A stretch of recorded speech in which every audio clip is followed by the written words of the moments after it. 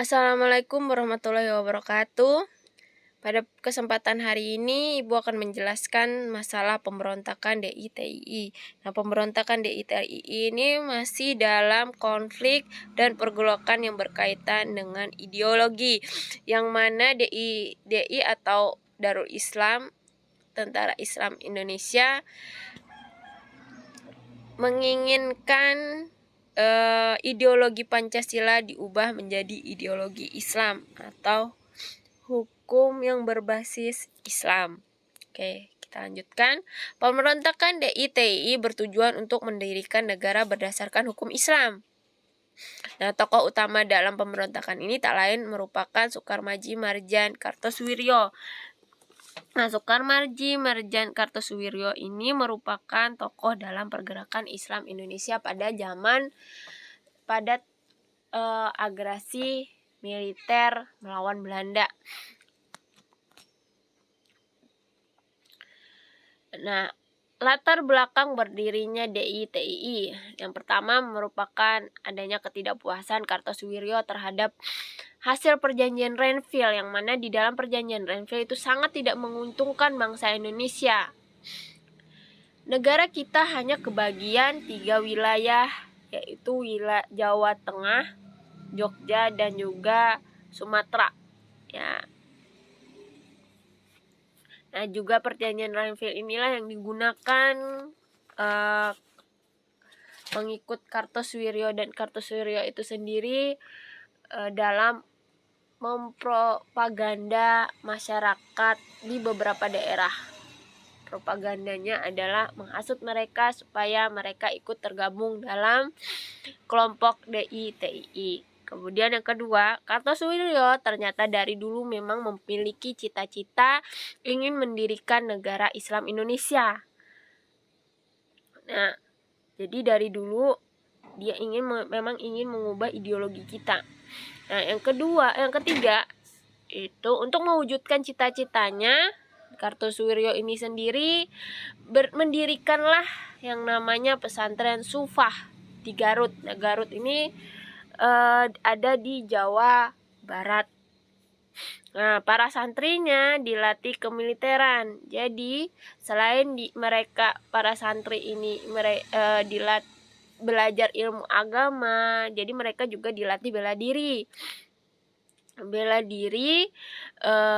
dilatih kemiliterannya. Nah, yang mereka yang sudah terlatih ini disebut dengan kelompok Hizbullah dan Sabilillah. Nah, pada bulan Februari 1948 bersama Laskar Hizbullah dan Sabilillah, orang-orang yang tergabung di pesantren yang sudah terlatih kemiliterannya ini, dibentuklah Tentara Islam Indonesia oleh Kartosuwiryo serta pengangkatan Raden Oni menjadi panglimanya di Priangan. Nah, TII ini berperan penting dalam revolusi fisik mempertahankan kemerdekaan melawan Belanda. Jadi TII ini ikut juga berperang atau ikut andil membantu TNI, membantu pemerintah dalam melawan para tentara Belanda dalam agresi militer. Nah, kemudian di 7 Agustus 1949 di Cisayong atau Tasikmalaya, Kartosuwiryo secara resmi memproklamirkan berdirinya NII dan tidak mengakui RI serta Pancasila. Nah, di sini dia awalnya memang ingin mendirikan yang namanya negara Islam Indonesia. Otomatis hal ini tidak disetujui oleh pemerintahan kita, karena menurut pemerintahan kita Indonesia memiliki keberagaman atau merupakan masyarakat heterogen yang mana berbagai macam budaya, agama, kemudian suku. Jadi tidak memungkinkan negara kita hanya berbasis hukum Islam. Bagaimana dengan orang-orang yang memiliki agama lain? Kalau misalnya hukum Islam berada di Indonesia, nah, kasihan, atau nanti terjadi berkonflik agama lagi antar bangsa. Makanya itu tidak disetujui. Nah, tidak disetujuinya inilah Kartosuryo tidak terima terhadap pemerintahan Indonesia dan melakukan pemberontakan. Dia juga tidak mengakui RI, Republik Indonesia. Jadi kayak ingin mengganti Republik Indonesia ke dalam negara Islam Indonesia, dan juga ideologi kita Pancasila ingin digantinya menjadi ideologi Islam. Menurut dia juga hukum Islam ini masih menganut hukum Barat atau ada masih unsur-unsur Belandanya di dalam. Hukum kita, hukum Indonesia yaitu hukum perdata dan hukum pidana itu masih ada unsur peninggalan dari Belanda. Karena kan Belanda berapa tahun di sini, udah hampir 3,5 abad ya ada di Indonesia. Jadi banyak sekali peninggalan-peninggalan Belanda yang masih ada di Indonesia, termasuk hukum Indonesia itu sendiri masih menganut, beberapanya masih menganut hukum Belanda. Kemudian pemberontakan DITI. Kartosuwiryo berhasil mempengaruhi beberapa tokoh Islam di beberapa daerah untuk bergabung bersamanya dan melakukan pemberontakan di daerahnya. Nah, beberapa ulama, beberapa tokoh, beberapa masyarakat tuh ikut tergabung ke dalam pemberontakan DITI. Mereka beranggap Kartosuryo melakukan propaganda yang mana daerah Jawa Barat ini bukan termasuk dari daerah dari perjanjian Renville, yang mana Indonesia telah menjual daerah kita kepada Belanda. Itu merupakan propaganda yang dilakukan oleh Kartosuwiryo. Kemudian banyak dari beberapa tokoh juga kecewa terhadap pemerintahan kita. Nah, kekecewaan inilah merupakan kesempatan bagi Kartosuwiryo supaya meraup dukungan. Nah, ada setidaknya 5 daerah yang bergabung dalam kelompok pemberontakan DITI Kartosuwiryo. Yang pertama Jawa Barat, kemudian Jawa Tengah, kemudian Kalimantan Selatan, Sulawesi Selatan, dan Aceh ya. Dari 5 daerah ini ada 1 daerah yang kita lihat merupakan daerah yang masih dalam perjanjian Renville. Oke, kita cari tahu dulu kenapa Jawa Tengah jadi ikut bergabung dalam DITI. Kita ke Jawa Barat dulu.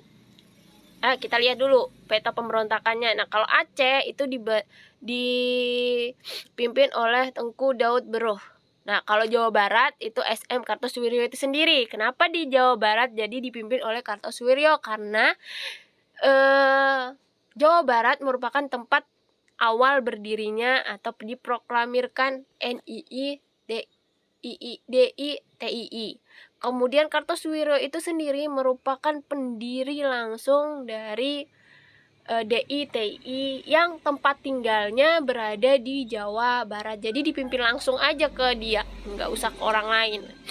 Kemudian kalau Jawa Tengah itu dipimpin oleh Amir Fattah. Nah, kalau Kalsel itu Ibnu Hajar, kemudian Sulsel itu Kahar Muzakkar. Kita lihat untuk di Jawa Barat dulu. Pemberontakan DITI di Jawa Barat dipimpin langsung oleh SM Kartosuwiryo. Nah, gerakan ini dibentuk saat pasukan Siliwangi meninggalkan daerah Jawa Barat demi melaksanakan ketentuan perjanjian Renville.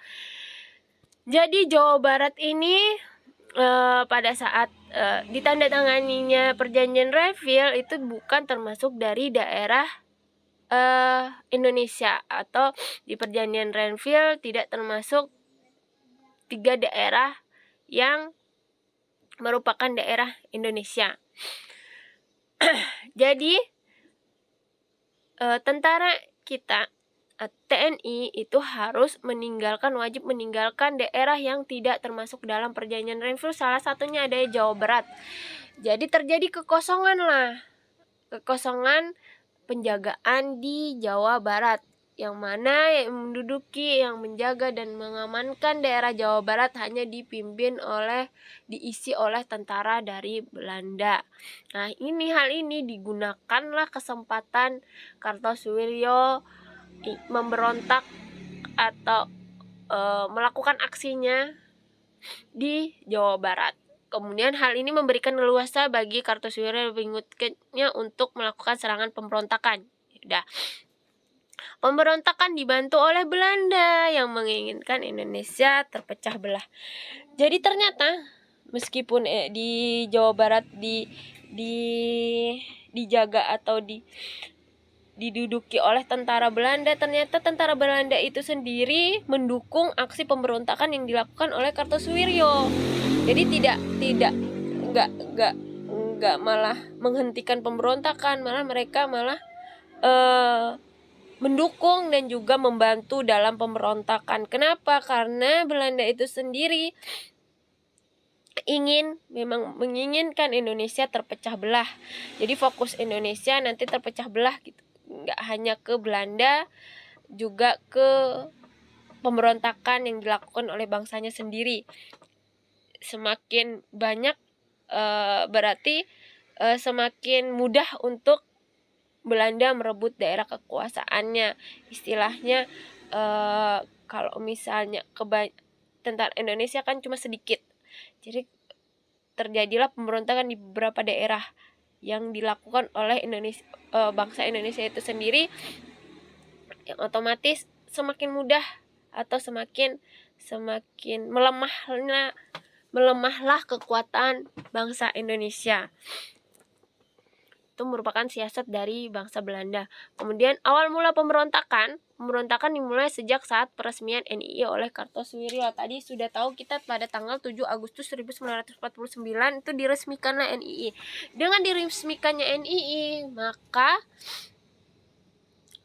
pemberontakan dimulai. Nah, NII ternyata bukan hanya berperan melawan TNI, namun juga bertindak semena-mena hingga mulai timbul perasaan curiga antar ulama, pemerintah, dan masyarakat, akhirnya menimbulkan peristiwa fitnah. Nah, fitnah pada saat itu terjadi di masyarakat, pemerintah, dan ulama. Jadi fitnahnya kayak Indonesia sudah menjual bangsa kita ke bangsa luar atau bangsa barat. Pokoknya banyak lah propaganda yang dilakukan mereka ke masyarakat. Jadi ada masyarakat yang memang ikut bergabung dan juga ada masyarakat yang memang tetap kekeh terhadap pemerintahan kita, karena menurut mereka bisa saja pemerintah sebenarnya terdesak menandatangani perjanjian Renville, bukan kesalahan dari Indonesia itu sendiri. Ada beberapa orang yang memang otaknya lurus ya. Bisa juga yang mereka namanya masyarakat ya percaya aja terhadap propaganda juga pendidikannya kurang pada saat itu, jadi ya ikut aja ikut bergabung dalam pemberontakan yang dilakukan oleh Kartosuwiryo.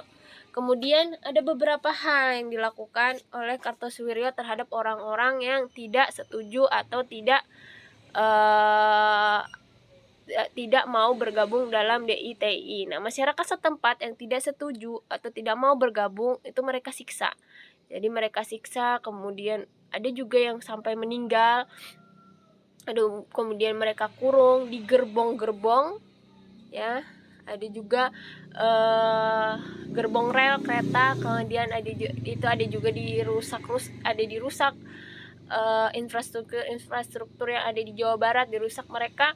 Kemudian ada juga yang masyarakat yang rumah-rumahnya dibakar, orang-orang yang tidak setuju ini rumah-rumahnya dibakar. Kemudian juga ada beberapa orang yang harta bendanya juga dirampas. Harta bendanya dirampas ini untuk memenuhi kebutuhan mereka itu sendiri ya.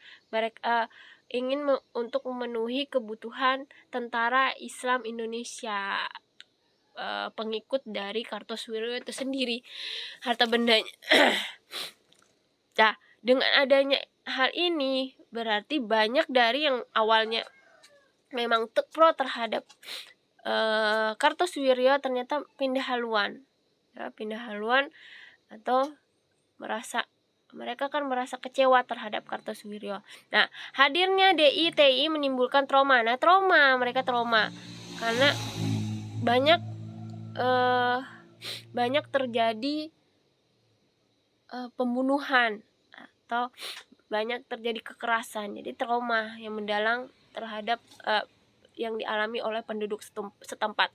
Nah, Warga sering menerima teror dan ancaman dari pasukan TII. Selain itu, harta benda penduduk juga dirampas demi memenuhi kebutuhan dari anggota TII. Nah, menanggapi masalah ini maka dibentuklah Badan Musyawarah Alim Ulama yang bertugas memantau pergerakan DI-TI sebagai upaya membantu pemerintah Indonesia. Yang kedua, di tahun 1949 dibentuklah Operasi Pagar Betis, yang mana anggota TNI bekerja sama dengan penduduk setempat melakukan penumpasan. Jadi, ada istilah Operasi Pagar Betis, yang mana pemerintah Indonesia pada saat itu terbagi jadi dua fokusnya, melawan Belanda dan juga melawan masyarakat itu sendiri, masyarakat penduduknya itu sendiri, ya, bangsanya itu sendiri. Jadi supaya lebih mudah, kemudian juga kesulitan yang kedua, TNI kesulitannya adalah membedakan masyarakat mana, karena pemberontakan itu sendiri kan ada beberapa yang masyarakatnya juga ikut. Jadi supaya ingin membedakan antara masyarakat yang pro dan juga masyarakat yang counter terhadap TII, dibentuklah yang namanya kerjasama antara TNI dan juga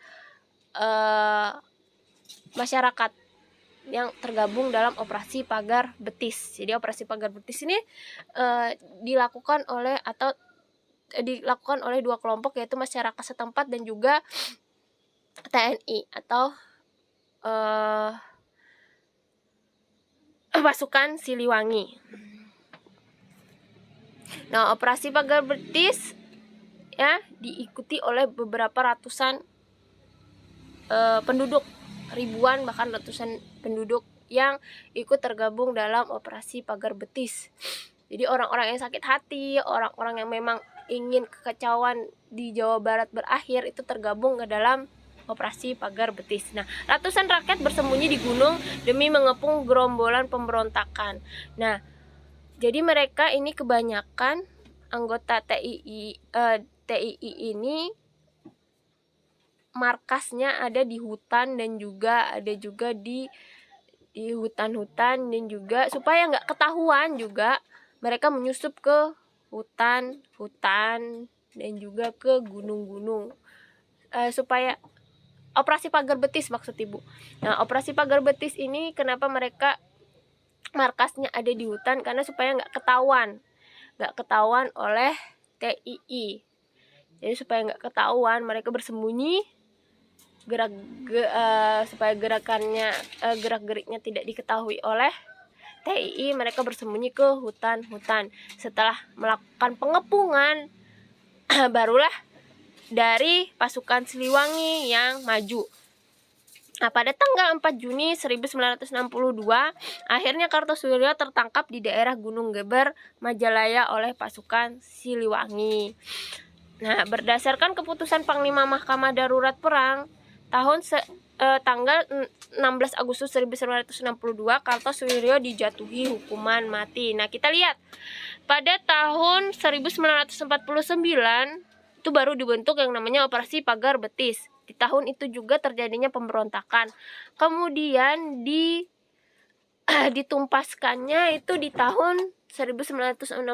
Itu kurang lebih terjadi 13 tahun pemberontakan. Kenapa jadi 13 tahun? Begitu lamanya Indonesia atau begitu lamanya TNI menumpas pergerakan atau pemberontakan ini. Karena pertamanya adalah dibantu oleh tentara Belanda. Yang kedua juga karena Jawa Barat bukan termasuk dari perjanjian Renville, jadi menyusahkan bagi TNI kita untuk masuk ke daerah Jawa Barat, ya, karena bukan basis atau bukan daerah Indonesia. Daerah Indonesia kan cuma hanya ada 3. Itu yang kesulitannya. Yang kedua karena yang dibantu tadi, kemudian juga karena masyarakat kita banyak yang ikut tergabung ke dalam DI-TII. Nah, yang kedua ada di Jawa Tengah. Nah, di Jawa Tengah ini termasuk dalam basis atau termasuk dalam perjanjian Renville. Yang mana Jawa Tengah merupakan daerah dari Indonesia. Kenapa JG ikut bergabung? Oke, kita lihat dari pemberontakan itu sendiri dipimpin oleh Amir Fattah. Siapakah Amir Fattah? Ternyata Amir Fattah merupakan komandan Hizbullah Jawa Tengah. Jadi Amir Fattah ini sendiri merupakan anggota dari TII atau Laskar Hizbullah dan Sabilillah. Jadi kayak kekerabatan lah. Kayak kalau misalnya di Jawa Barat melakukan pemberontakan, berarti juga dia harus mendukung Kartosoewirjo yang merupakan pemimpin dia melakukan pemberontakan di daerahnya itu. Kemudian Amir Fattah menyatakan bergabung dengan NI pada tanggal 23 Agustus 1949 di Desa Pengarasan, Tegal. Nah, Amir Fattah diangkat menjadi komandan pertempuran di Jawa Tengah, Mayor Jenderal TII. Jadi Amir Fattah ingin memaksakan ideologi Islam Indonesia. Ia menganggap pemerintah Indonesia terpengaruh orang-orang kiri atau berhaluan sosialis komunis.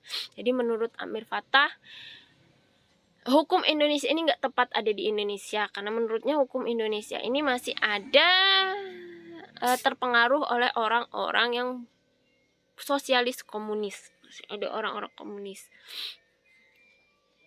Itu anggapan mereka sendiri. Kemudian juga mereka juga tetap melakukan propaganda terhadap masyarakat Jawa Tengah. Namun masyarakat Jawa Tengah karena menurut mereka dia pengaruhnya masih menurut masyarakat Jawa Tengah, kami masih termasuk dalam perjanjian Renville, ngapain kami ikut memberontak terhadap kalian. Dan menurut masyarakat juga hukum Islam tidak bisa ditaruh di Indonesia ya. Kemudian kekosongan kekuasaan wilayah Brebes, Tegal, Kebumen, dan Pekalongan membuat tentara Hizbullah dibantu oleh Kiai Sumolangu leluasa melancarkan aksi propagandanya. Nah, jadi gini, pada tahun 1948 1949 itu kan tentara kita masih kocar-kacir ya, masih nggak bisa yang terstruktur di sini. Jadi ada beberapa tempat di Jawa Tengah yang masih belum dijaga oleh TNI kita. Nah, daerah-daerah yang kosong atau daerah-daerah yang tidak dipantau oleh TNI kita, disitulah mereka melakukan aksi pemberontakan. Nah, DITI melakukan teror penguasaan daerah terhadap rakyat dan TNI yang sedang melakukan perlawanan terhadap Belanda. Jadi dia kayak kalau istilah kita ngerecoki tentara kita. Nah, tentara kita melakukan peperangan, melakukan aksi melawan tentara Belanda, dan juga masyarakat juga dibantu oleh masyarakat kita, tapi dia juga ikut berperang bukan melawan Belandanya, malah melawan tentara kita. Jadi supaya tentara kita atau pemerintahan kita kacau ya, melakukan pengacauan. Nah, fokus pemerintah terbagi menjadi dua, balik lagi sama kayak yang tadi, kayak yang Jawa Barat itu terbagi menjadi dua, yaitu melawan Amir Fattah dan juga melawan tentara Belanda. Nah, upaya penumpasan. Masuk ke upaya penumpasan. Nah, Januari 1950, TNI AD membentuk gerakan benteng negara di bawah Kolonel Sarbina. Selanjutnya dipegang oleh Kolonel M. Bahrun dan digantikan oleh Kolonel Ahmad Yani. Pemerintah membentuk pasukan khusus atau yang disebut dengan Tentara Benteng Riders pada tanggal 23 Desember 1953. Nah, kalau misalnya di Jawa Barat tadi ada pasukan operasi Pagar Betis yang dibantu oleh masyarakat. Kalau di sini memang pure yang dilakukan oleh TNI kita yang disebut dengan Benteng Riders. Kemudian pasukan ini dibentuk atas inisiasi Letnan Kolonel Ahmad Yani dengan bantuan pinjaman pasukan bekas anak buah mantan Kenil Andi Ajis. Nah, Kenil ini nanti kita ada penjelasan terhadap Kenil dan juga Andi Ajis, ada pemberontakan Andi Ajis. Kenil ini merupakan bentukan tentara bentukan dari Belanda.